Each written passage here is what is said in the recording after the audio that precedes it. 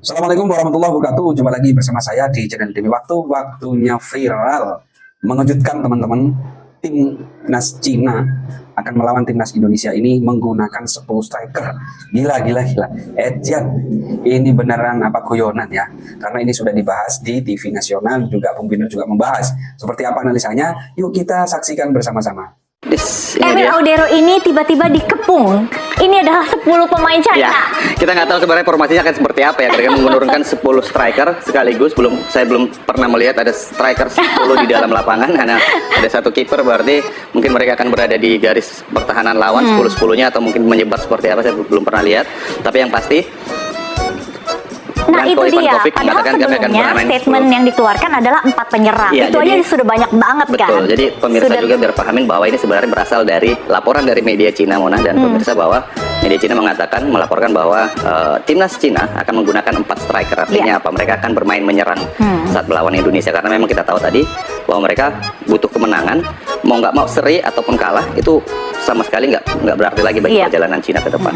Jadi mereka akan menggunakan formasi menyerang nantinya dengan menggunakan penyerang sebanyak-banyaknya. Dalam artian mereka bisa saja menggunakan 4 striker, mungkin 3 di depan atau mungkin di belakang ada tambahan 1 lagi. Tapi kalau untuk menggunakan 10 striker sekaligus sepertinya tidak masuk akal. Karena apa? Karena mereka membawa 25 pemain dengan komposisi penyerang itu ada 6 sebenarnya.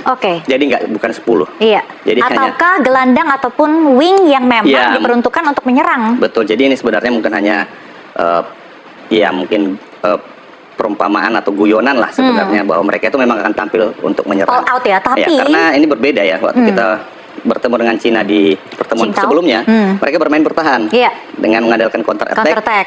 Dan kita menguasai jalannya pertandingan 76% berbanding 24%, 6 shot on goal, mereka hanya 3 dan menghasilkan 2 itu juga lewat counter attack. Jadi ini menggambarkan bahwa kita mau siap all out nih lawan Indonesia. Tapi apakah memang benar demikian? Hanya Branko Ivankovic yang tahu. I think we prepare also this kind of the way the way they stay on the pitch, the way of play. So we prepare and we try also this kind of situation during the training, because we know already which kind of team is China. So we know that we, as the coach said, we have to be really accurate with the passes. Of course, we're gonna have maybe a little bit more time of possession, but at the same time we have to be really careful when we don't have the ball, especially as I said, to prevention mark, because they're really good at the counter attack. So it's something that we already know, and that's something. Ini hanyalah sebuah cywar. Dan wajar saja sih bagi seorang pelatih menebarkan cywar, tapi ini cywar yang lucu bagi saya. Karena seperti yang sama-sama kita ketahui, ya China ini juga bukan merupakan tim yang produktif. Ya apa artinya mau bermain dengan 10 penyerang? Ya cari matilah artinya, karena kan kita tahu bahwa timnas Indonesia superior di Gelora Bung Karno.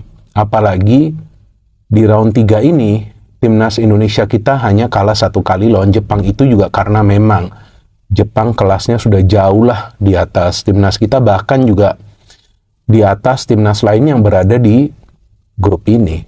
About the China national teams. The China national team is a team with a lot of quality, playing a good system. I think that they are very vertical. I think that the team is also quite energetic, really trying to push up the small spaces, have good pressure. So we need to watch out. We need to be 100% focused on the game.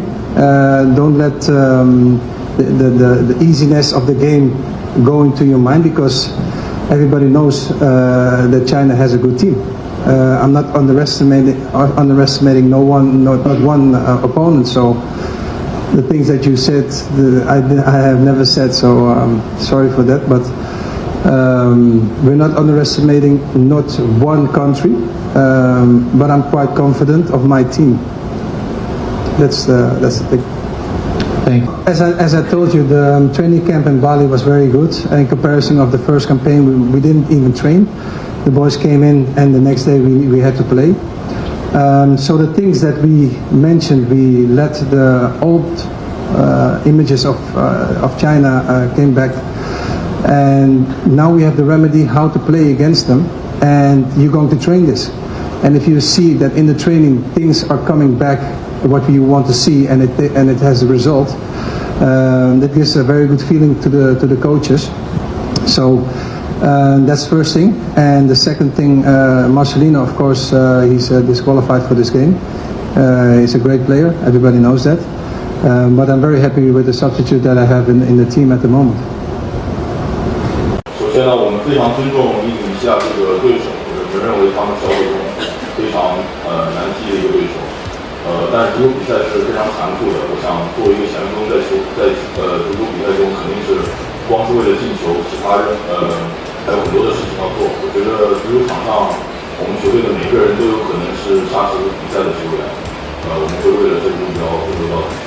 Poznato je da će biti puno ljudi, pritisak može biti samo pozitivan, jer mi sve radimo zbog navijača, oni su najvažniji i jasno da želimo pokazati njima naše najbolje igre. Indonezija tim je dosta igrača promenila u odnosu na prvu utakmicu, uzela nove igrače, ojačala se i jasno da će sigurno biti vrlo teško. Netizen kita agak galak, jadi mudah-mudahan netizen kita menjaga muka bangsa kita. Ya, jadi berharap ya supporter kita mesti kasih lihat muka bangsa kita bukan bangsa yang suka diskriminasi. Jadi kita menentang seluruh penjajahan, kita ingin menjadi bagian dunia yang bebas, merdeka. Nah, kalau kita lihat sendiri, banyak sekali supporter yang sudah membuka tangan terbuka kemarin ketika kita tuan rumah lawan Saudi, lawan Jepang, lawan Australia, ya itu sangat diapresiasi. Nah, cuman ya netizen kita agak galak, jadi mudah-mudahan netizen kita menjaga muka bangsa kita seperti yang selama itu kita kenal, bangsa Indonesia itu ramah dan suka senyum. Oke.